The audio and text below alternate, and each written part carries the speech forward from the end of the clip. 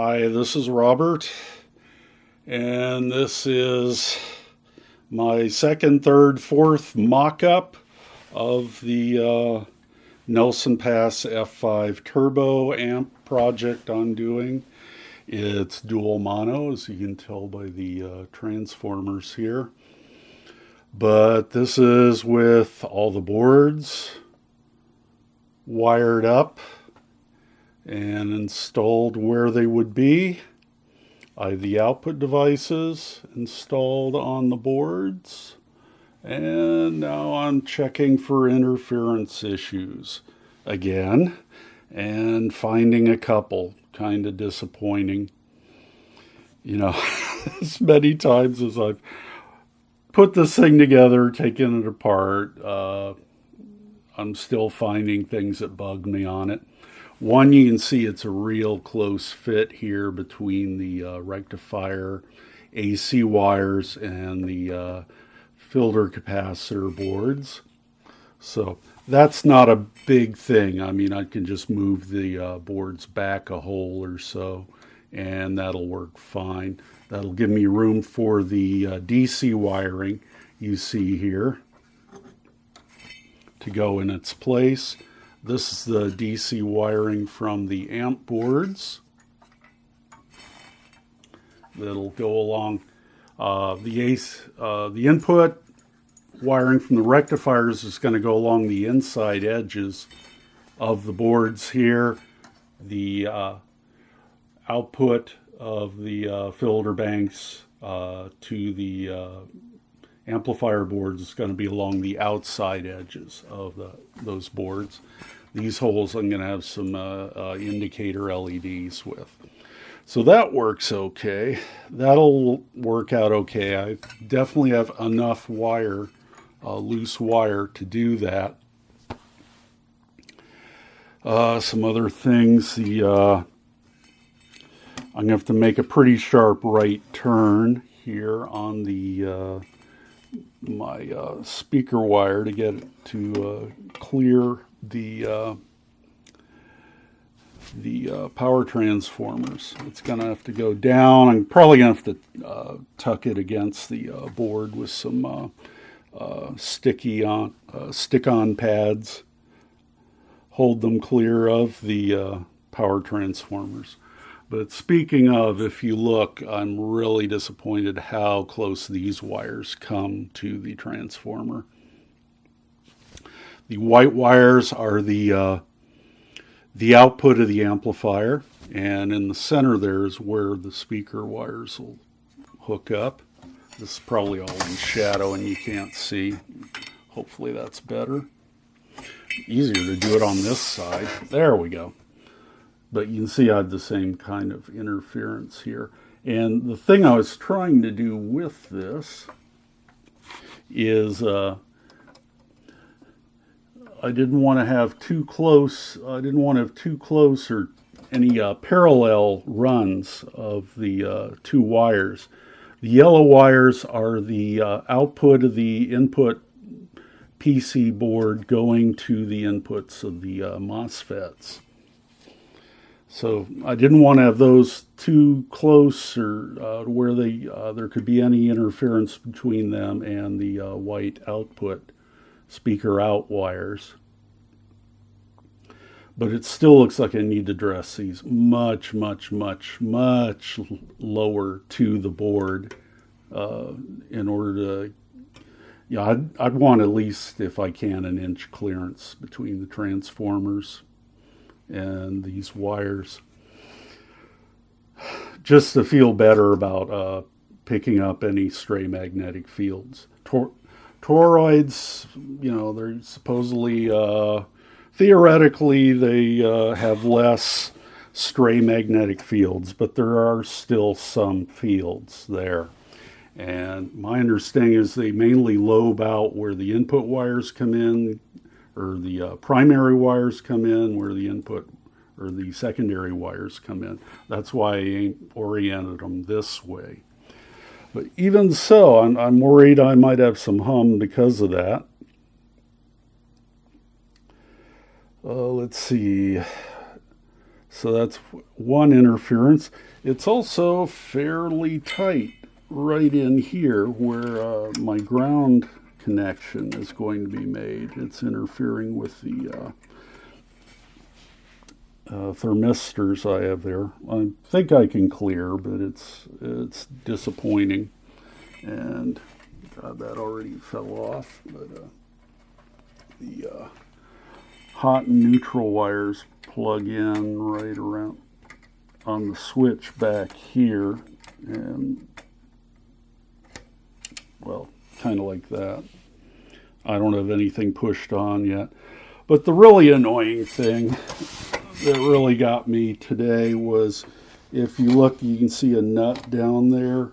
You can see the perforated metal chassis there, and you can see a nut right there. And those are the nuts where I mounted the feet on. And sure enough, there is a perfect, I couldn't have planned it better to have those nuts interfere more with this chassis. So the chassis, if you look here, there's a cutout for the screws. You notice I'm right to one side of the cutout. So I am probably going to have to move the feet, re-drill the bottom panel, which means I'll have to peel off the little sticky, I put some sticky pads on the bottom of the feet. Probably too soon, but I was getting excited. I kind of was thinking, gee, maybe I'm in the home stretch. Maybe I planned this thing out well enough.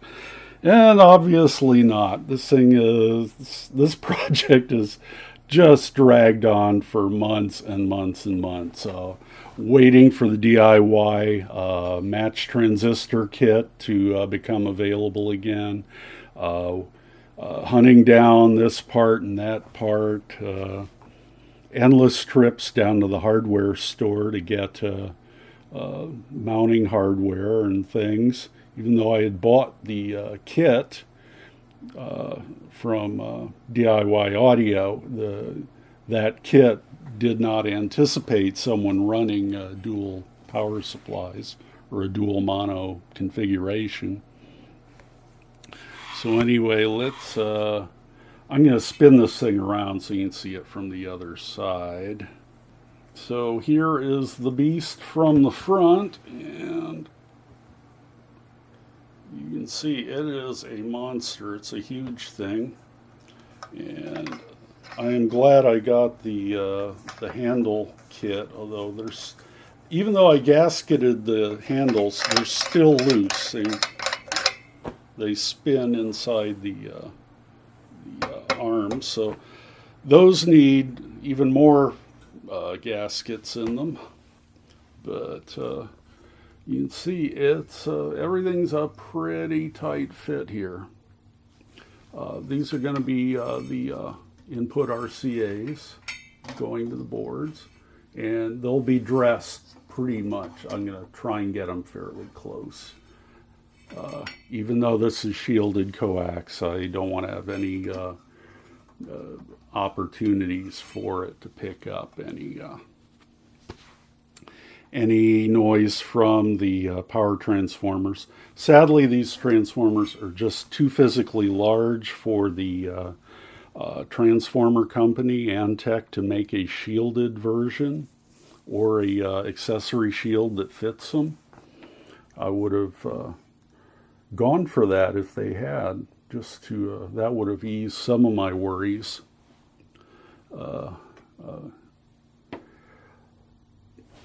But you can see everything's going to be very cozy in here. Let's see, how's that? Is that a good shot? Anyway, I'm probably going to have a second section where I show you some still photos of the construction process, getting the MOSFETs mounted and everything else. But anyway, this is where I am right now. I was hoping I could jump onto the electrical tests fairly soon, and I have bought the parts to make my dim bulb tester. And but it looks like I'm going to need to address some of these interference issues first, which is very disappointing. I mean, taking everything apart and working on that.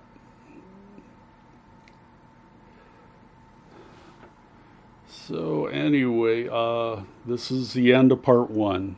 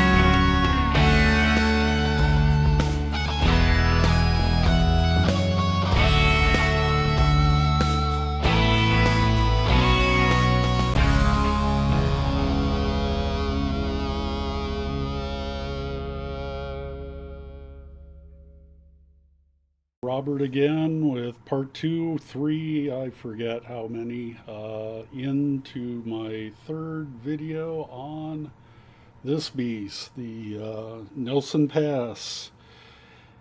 First watt F5 turbo. I'm building the version 2, you can tell by the CAS codes.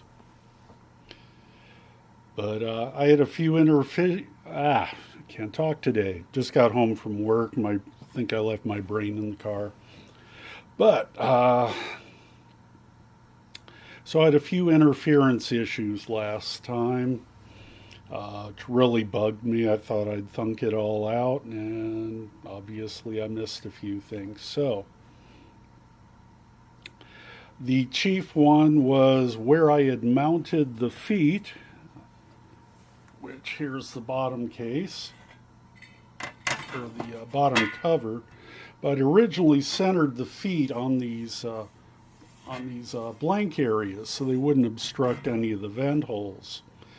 And so I perfectly centered them in there, and what I found out is that they then interfered with this section here on the perforated bottom chassis plate, where it curls down here in the front and in the back. It interfered in both spots. So I don't know if you can see, but I have moved the feet inboard 3/8 of an inch now, and everything clears nicely on that. Also, while I was at that, I also wanted to look to see where the solid connection is for the bottom chassis plate and our side brackets. These little side brackets here that mount on the heat sinks, they hold the whole freaking amp together. I mean, literally. They hold the two halves of the heat sinks, or the two heat sink assemblies together. They hold the top plate on, they hold the bottom plate on, they hold the front plate on by these ears here, and there you can see them holding the back plate on. And so now I've gotten the right hardware to mount the this bottom perforated chassis plate. You notice there's a group of 3 holes on each corner. The middle ones have a corresponding sunk hole that's designed to receive flathead screws. And the kit comes with these, which are woefully too short. The ones that are in there are at least twice that long. Fortunately, Ace Hardware, my home away from home, had the hardware I needed, and that's good to go. So the other issue I was having was between, well, let's go with the amp boards. I hadn't dressed the yellow and white wires here at the bottom of the boards sufficiently at all. They were standing pretty tall, and they came dangerously, hum-inducingly close to the power transformers. And as I mentioned earlier, I can't get shielded covers for these big boys here. I wish I could. I could probably make something pretty cheap and cheesy out of tin cans, but I don't want to. But anyway, so what I ended up doing was shortening all these wires and dressing them much lower against the board on both sides. So I now have a good inch of clearance there, which hopefully will keep things quiet and hum-free. And my fourth hang-up issue was with the rectifier boards. They actually, they were almost underneath the capacitor boards on the front panel, and would have been fairly hellish to try and get those to line up or access these solder holes. As it is, it's going to be kind of tight when I go to, because first I'll be doing the connections to the capacitor banks from all these connections plus the chassis ground, or pardon me, circuit ground. And then at a later date, I will be going with the power leads that come from the capacitor board to the to our actual amp channels. Well, you can see I've braided these so they look nice and pretty. Hopefully that keeps them a little quieter as well. Need to dress it. I ran out of the sticky pads that mount the, God, you can't see them too well, but the little stick-on pads that you use to mount your tie wraps wires to the chassis. Probably wouldn't hurt to put another set there, maybe another one here, and so on. I'll definitely need to dress the actual speaker wires. I'm going to run them along the base of the heatsink there and then up to the board. So things are, it's starting to kind of look like an amplifier. There we go. The front panel, it's so heavy, and with the capacitors hanging off the back, it stays pretty steady there. But as you can see now, if we go in, that there's now nice bit of clearance there. Gives me a little bit of working room, so I can hook these wire bundles up to the rectifier boards. These that run down the center. They'll go to the rectifier boards. So I've also got some stuff to make my dim bulb tester, and I'll probably be doing a video on that to show you folks. Hopefully that'll be something worth looking forward to. But anyway, this thing's the amplifier itself is slowly creeping towards completion. Every time I get a little fed up with it, I walk away and cool down, come back when I can stand to look at it again. So between that and the Christmas holidays and just sheer laziness, I haven't done all that much on it.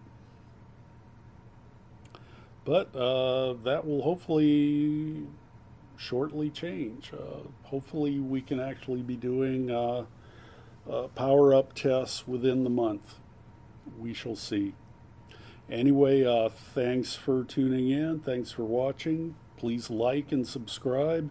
If you can actually stand this boring stuff, I'd appreciate it. Anyway, you have a good day. We'll see you later. Bye.